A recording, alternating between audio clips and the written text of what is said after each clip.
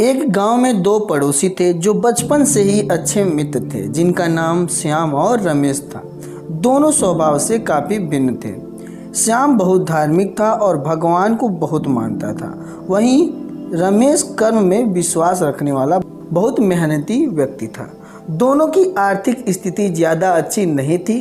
एक बार दोनों ने मिलकर अपनी भागीदारी में थोड़ी ज़मीन खरीदी। उनका विचार था कि इस ज़मीन में वे अच्छी फसल उगाकर उसको बेचेंगे और अच्छा धन कमाएंगे। अब समय था फसल पाने के लिए खेत में मेहनत करने का। मेहनती रमेश खेत में काफ़ी ईमानदारी से मेहनत करता और श्याम खेत से दूर रहता और मंदिर में जाकर भगवान से अच्छी फसल की उपज मिले इसलिए पूजा प्रार्थना करता। समय बीतता गया और कुछ समय बाद खेत की फसल पककर अच्छे से तैयार हो गई। इस फसल को दोनों ने व्यापारी को बेच दिया, जिसके बदले उन्हें व्यापारी से काफ़ी पैसे मिले। अब बारी थी पैसे के बंटवारे की, तो घर आकर रमेश ने श्याम से विनती की कि इस धन का ज़्यादा हिस्सा उसे दे दिया जाए, क्योंकि उसी ने खेत में ज़्यादा मेहनत की है। इस बात से असहमति जताते हुए श्याम बोला, नहीं, धन का तुमसे ज़्यादा हिस्सा मुझे मिलना चाहिए, क्योंकि मैंने भगवान से इसकी प्रार्थना की, तभी हमको इतनी अच्छी फसल हुई है। मेरी भक्ति और भगवान के बिना ये संभव नहीं होता। दोनों ही अपनी अपनी बात पर अड़े हुए थे। वह दोनों इस बात को आपस में नहीं सुलझा सके। धन के बंटवारे के लिए दोनों गांव के सरपंच के पास पहुंचे। सरपंच ने दोनों की सारी बात सुनी और उन्हें पता चला कि असली हकदार रमेश ही है। फिर भी श्याम की गलतफहमी दूर करने के लिए सरपंच ने दोनों को ही एक एक बोरा चावल दे दिया, जिसमें काफ़ी ज़्यादा कंकड़ मिले हुए थे। सरपंच ने दोनों से कहा कि कल सवेरे 6 बजे तक तुम दोनों को इसमें से चावल और कंकड़ अलग अलग करके लाने हैं।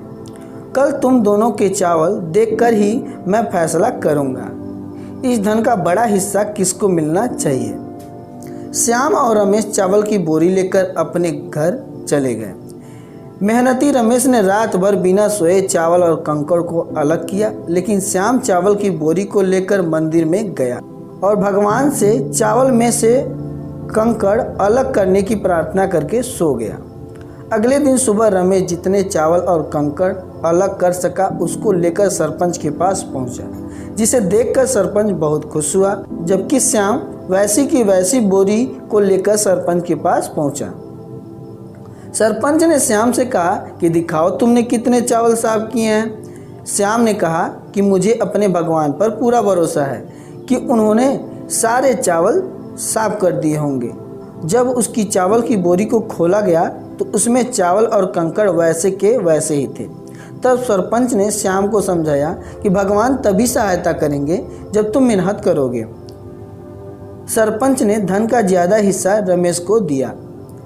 इस घटना के बाद श्याम को अपनी गलतफहमी का एहसास हुआ, तो वो भी रमेश की तरह खेत में मेहनत करने लगा और अब की बार उनकी फसल पहले से भी अच्छी हुई। इस कहानी से हमें यही सीख मिलती है कि हमें कभी भी सब कुछ भगवान भरोसे नहीं छोड़ना चाहिए। भगवान हमेशा उसका साथ देता है जो कर्म करना नहीं छोड़ता। भगवान भी यही कहते हैं, कर्म ही पूजा है। इसलिए हमें किसी भी क्षेत्र में सफलता पाने के लिए मेहनत करना बहुत ज़रूरी है।